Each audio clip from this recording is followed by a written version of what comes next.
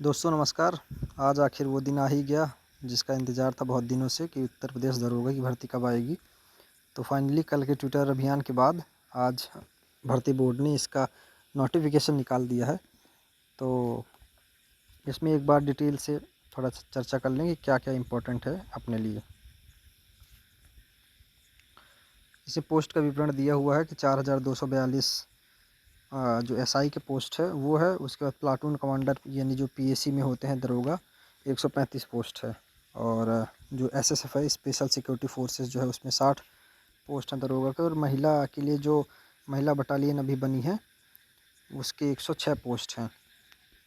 ठीक है, महिला बटालियन के लिए आवेदन की जो डेट है वो देख लीजिए, ये है 12/8 से शुरू हो जाएगी, यानी आज से ही इसके आवेदन शुरू हो जाएगा और 11 नवंबर तक इसका ऑनलाइन एप्लीकेशन होगा। ओटीआर करना बहुत ज़रूरी है, बिना ओटीआर के फॉर्म नहीं भर सकते आप। ठीक है, उसके बाद आवेदन शुल्क जो है ओबीसी और जनरल ईडब्ल्यूएस के लिए 500 लगेगा और एससी एसटी के लिए 400 लगेगा। इसमें महिलाओं के लिए अलग से मेंशन नहीं किया गया है कि उनके लिए क्या फ़ीस होगी, वो कैटेगरी वाइज उसी में इंक्लूड हो जाएगा। जिस कैटेगरी की जो महिला रहेगी वही फ़ीस लगेगा। ठीक है, शैक्षणिक अर्हता ग्रेजुएशन होना चाहिए और पास होना चाहिए, स्नातक उपाधि होनी चाहिए या उसके समकक्ष कोई आपकी एलिजिबिलिटी होनी चाहिए।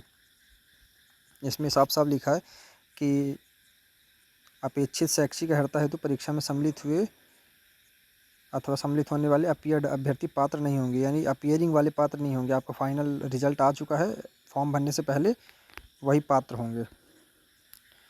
उसके अलावा एक्स्ट्रा जो क्वालिफ़िकेशन मांगा है उसमें आपके पास अगर कंप्यूटर का ओ लेवल का सर्टिफिकेट है तो आपको वरीयता दी जाएगी। वरीयता इन द सेंस कि ऐसे अगर मान लीजिए आपके दो लोगों के नंबर सेम है तो जिसके पास ओ लेवल है या आप एनसीसी का जो बी सर्टिफिकेट आपके पास अगर है तो आपको वो वरीयता मिलेगी। आयु में छूट मिली है 3 साल की, यहाँ पे इन्होंने मेंशन किया है कि ये 3 साल की छूट मिलेगी।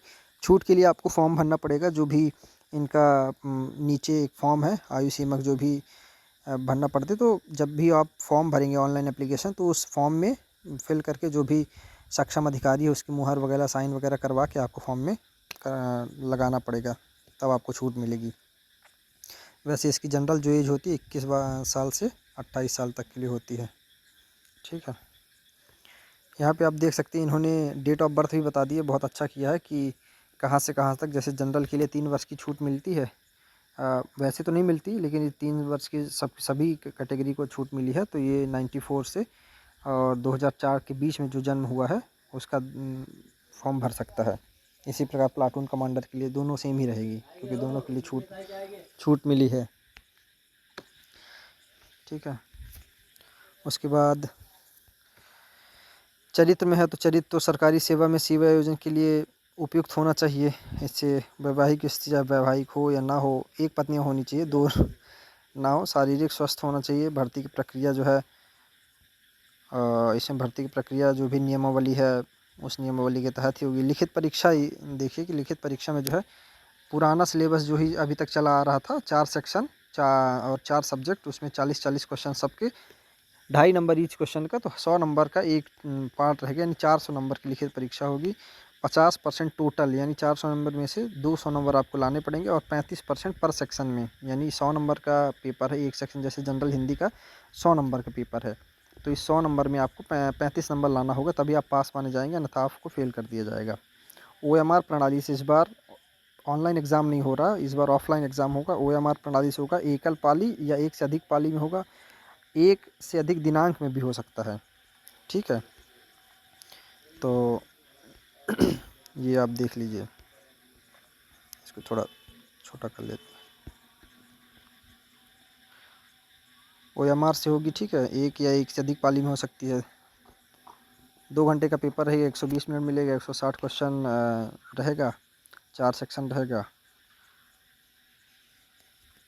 और हाँ, और इसमें एक जो इम्पोर्टेंट बात है कि नॉर्मलाइजेशन, तो नॉर्मलाइजेशन इसमें बताया गया है, ये पार्ट जो है कि चारों विषयों में से, ये आप देखिए यहाँ पे ये 9th पॉइंट कि जो 4 सेक्शन है, तो चारों सेक्शन का पहले अलग अलग नॉर्मलाइजेशन होगा और अलग अलग नॉर्मलाइजेशन होने के बाद चारों सब्जेक्ट का जोड़ देंगे और उसके बाद नॉर्मलाइजेशन नहीं होगा, यानी 2 बार नॉर्मलाइजेशन नहीं होगा, सब सेक्शन वाइज नॉर्मलाइजेशन होगा और फिर चारों सेक्शन के नॉर्मलाइज्ड मार्क्स को ऐड करके आपका टोटल मार्क्स बता दिया जाएगा। ठीक है। उसके बाद अगर कोई हिंदी में त्रुटि होती है हिंदी के क्वेश्चंस में, तो इसमें लिखा है कि किसी संशय में अंग्रेजी भाषा में अंकित जो प्रश्न है, यानी अंग्रेजी भाषा में अगर आपको लगे कोई हिंदी का क्वेश्चन ये गलत लिखा है तो इंग्लिश लैंग्वेज के रेफ़र कर लें।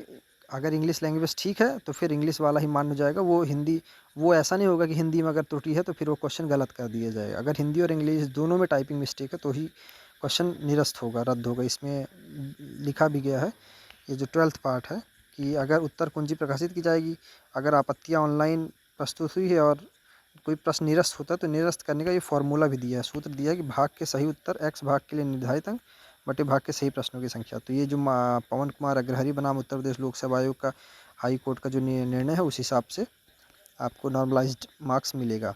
अभिलेखों की परीक्षा और शारीरिक मानक जैसे सेम होती थी वैसे सेम होगी, उसमें कोई चेंजेस नहीं होगा। उसके बाद शारीरिक मानक परीक्षण में है ऊंचाई 168 जो पहले लगती होती थी और 160 सेंटीमीटर होना चाहिए एसटी कैटेगरी के लिए, अनुसूचित जनजाति के लिए। और सीना है तो 5 सेंटीमीटर फुलाना पड़ेगा, 79 से 84 होगा और मिनिमम 5 सेंटीमीटर तो फूलना ही चाहिए आपका। महिलाओं के लिए 152 सेंटीमीटर है हाइट।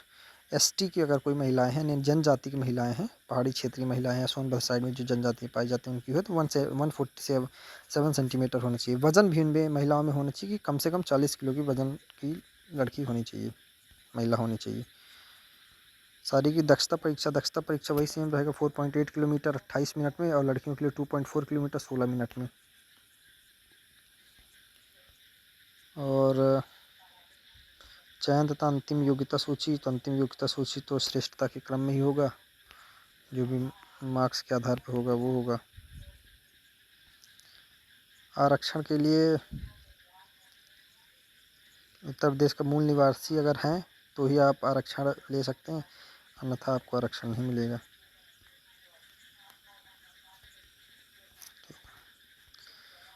लंबवत आरक्षण दिया गया है कि अनुसूचित जाति यानी एससी को 21%, जनजाति को 2%, पिछड़ा 27% और आर्थिक रूप से कमज़ोर को 10% यहाँ आरक्षण दिया गया है। एक इंटरेस्टिंग बात यह है कि हम यहाँ देख रहे थे कि जो इसमें दिया गया है जो लंबवत यानी क्षैतिज आरक्षण है हॉरिजॉन्टल, तो उसमें अग्निवीर को नहीं दिया गया, जबकि शायद बताया गया था कि अग्निवीर को 20% यूपी पुलिस में रिजर्वेशन दिया जाएगा, लेकिन इसमें कोई ऐसा है नहीं, क्योंकि वर्टिकल आरक्षण में तो 4 जो पूरे देश में चलते हैं सेंट्रल में आरक्षण वो है, और उसके बाद जो क्षैतिज आरक्षण होता है तो उसमें तो अलग से दिया जाता है, जैसे स्वतंत्रता संग्राम सेनानी को 2% है, एक्स मैन को 5%, 20% महिलाओं को है। तो यहाँ पे उनको भी होना चाहिए अग्निवीर वालों को, पर अग्निवीर नहीं है। देखने वाली बात होगी आगे की सरकार क्या करती है।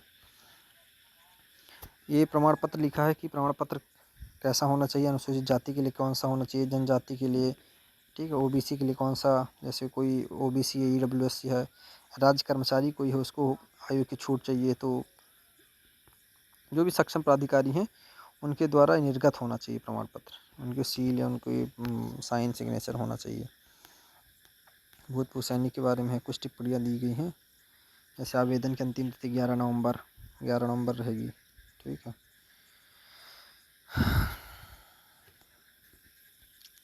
यही सब इसमें बातें हैं, मेन सारी बातों को तो डिस्कस कर लिया। एक बात ये 7 पॉइंट है कि अगर किसी महिला की शादी हो जाती है तो जो आरक्षण का दावा करेगी अपने पिता पक्ष से करेगी, यानी अपने मायके से करेगी, ना कि ससुराल से।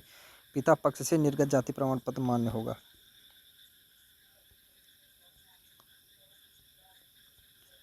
ऑनलाइन आवेदन की प्रक्रिया तो पता ही है, आप ऑफिशियल वेबसाइट जो यूपी PRBB की है वहाँ पे जाके पहले OTR कर लें, OTR होने के बाद ही आपका फॉर्म भराएगा। फ़ोटोग्राफ है कि जो पुलिस में है उनकी फ़ोटो वर्दी में नहीं होनी चाहिए, उन्होंने साफ कर दिया है कि वर्दी धारित की दशा में आपका आवेदन पर स्वीकार नहीं किया जाएगा, किसी भी प्रकार की वर्दी धारित नहीं करेंगे। तो सिंपल फ़ोटो जैसी होनी चाहिए, पासपोर्ट साइज़ वो फ़ोटोग्राफ होनी चाहिए, धुंधली नहीं होनी चाहिए, ये सब चश्मा वगैरह नहीं लगा होना चाहिए, सब तो ठीक है। साइन करने का पद का वरीयता क्रम क्या होना चाहिए पद चूज़ करने के लिए, कि आप पहले थाने की पुलिस यानी जो है नागरिक पुलिस है वो, उसके बाद प्लाटून कमांडर पीएसी की, सब इंस्पेक्टर और जो विशेष सुरक्षा बल है एसएसएफ, तो उसमें ये आप चूज़ कर सकते हैं कि आपको प्रेफरेंस क्या देना है। ठीक है, इसको अपने सुविधा अनुसार जो भी आप जाना चाहते हैं उसको आप चूज़ कर सकते हैं। भुगतान वगैरह कैसे करना वो सब ठीक है। डिजी लॉकर से भी अपलोड कर सकते हैं, अगर आपको 10th-12th मार्कशीट आधार कार्ड वगैरह अगर अपलोड नहीं करना, डिजी लॉकर से डायरेक्ट आप साइन करके और उससे आप फैच करा सकते हैं, ऑटोमेटिक वो फैच कर लेगा। जितना भी आप कंसेंट उसको प्रोवाइड कराएंगे वो अपने आप ले लेगा। और भी जो मेन महत्वपूर्ण बिंदु हैं तो इसमें तो और कुछ इंपॉर्टेंट नहीं। 11 सितंबर के बाद कोई भी प्रमाण पत्र स्वीकार नहीं होगा। महत्वपूर्ण निर्देश तो और कुछ नहीं, हेल्पलाइन नंबर दिया गया है, आप अगर बात करना चाहते हैं तो 11 नवंबर तक इस हेल्पलाइन नंबर पे 10 बजे सुबह से 7 बजे शाम तक के बीच में आप इस पे कॉल करके पूछ सकते हैं। बाकी बोर्ड का निर्णय अंतिम होगा। लिखित परीक्षा का ये पाठ्यक्रम है, सामान्य हिंदी का, मूल विधि और संविधान। इसमें एक ये है कि अब आईपीसी ख़त्म हो गई, उसकी जगह पे आईपीसी की जगह पे ये भारतीय न्याय संहिता जो बीएनएस है, बीएनएसएस है, भारतीय नागरिक सुरक्षा संहिता, और बाकी सब तो सेम ही है। महिलाओं, बच्चों, अनुसूचित जातियों, यातायात नियम, पर्यावरण संरक्षण, जनहित याचिका, ये सब तो सेम ही है। ये पॉलिटी का हो गया। ये जो भी बच रहा लास्ट का जीके उसका हो गया। नंबर सिस्टम में वही है, अंकगणित, औसत वगैरह मिसलेनियस में है। एडवांस मैथ में मेंसुरेशन वगैरह दिया है और 2D 3D का नहीं दिया है। बाकी रीजनिंग का आप देख सकते हैं। ये प्रारूप वगैरह दिए है, जाति प्रमाण पत्र किस प्रारूप में होना चाहिए, तो ये लास्ट में कुछ प्रारूप वगैरह दिए, ये सब आप देख सकते हैं। तो यही सारी कुछ इम्पोर्टेंट बातें थी, आपको बतानी थी। तो मेहनत करिए, तैयारी शुरू कर दीजिए। बहुत जल्द हो सकता है एग्ज़ाम भी गवर्नमेंट ले ले इस साल के अंत तक, नवंबर दिसंबर तक। तो सभी को शुभकामनाएं। धन्यवाद।